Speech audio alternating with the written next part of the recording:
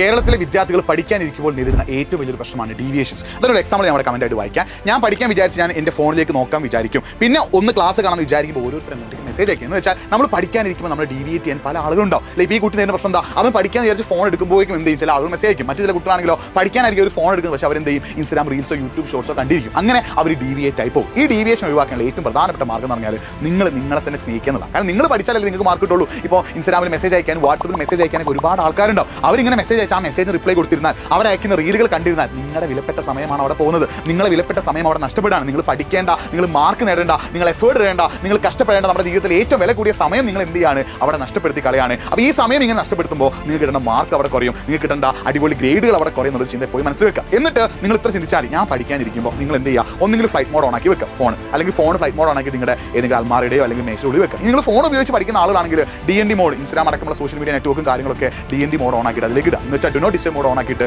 YouTube മാത്രം use ചെയ്തുകൊണ്ട്, അല്ലെങ്കിൽ ഏതെങ്കിലും ആപ്പാണ് യൂസ് ചെയ്യുന്നതെങ്കിൽ ആ ആപ്പ് മാത്രം യൂസ് ചെയ്യുന്നത് പഠിക്കുക. അപ്പം പഠിക്കുന്ന സമയത്ത് ആര് മെസ്സേജ് നിങ്ങൾ റിപ്ലൈ കൊടുക്കേണ്ട ആവശ്യമില്ല. നിങ്ങൾ പഠിക്കുന്ന സമയത്ത് ആരും വീട്ടിലേക്ക് ഒന്നും വിചാരിക്കുക അതൊരു ഡീവിയേഷൻ ആണല്ലേ, മന്തി കഴിക്കാം, ഷവർമ കഴിക്കാം, ഷവായ കഴിക്കാം എന്ന് പറയാൻ അവരോട് നോ പറയാൻ ശീലിക്കാം. നിങ്ങൾ എന്ത് ചെയ്യുക, നോ പറഞ്ഞ് ശീലിക്കുക. നിങ്ങൾ മന്തി കഴിക്കാൻ ഒരാൾ വിളിക്കുകയാണ്, ഷവായ കഴിക്കാൻ ഒരാൾ വിളിക്കുകയാണ്, ഷവർമ കഴിക്കാൻ ഒരാൾ വിളിക്കുകയാണ്, ഞാൻ പറയാം എനിക്ക് പഠിക്കാനുണ്ട്, എനിക്ക് ഒരുപാട് പഠിക്കാനുണ്ട്, നോ പറഞ്ഞ് ശീലിക്കുക. ചിലപ്പോൾ അവർ നിങ്ങളെ കളിയാക്കിയേക്കാം, ഓ വലിയൊരു പഠിപ്പിച്ച് വന്നിരിക്കുന്നു, നീ വലിയൊരു പഠിപ്പി എന്നൊക്കെ പറഞ്ഞ് നിങ്ങളെ കളിയാക്കിയേക്കാം.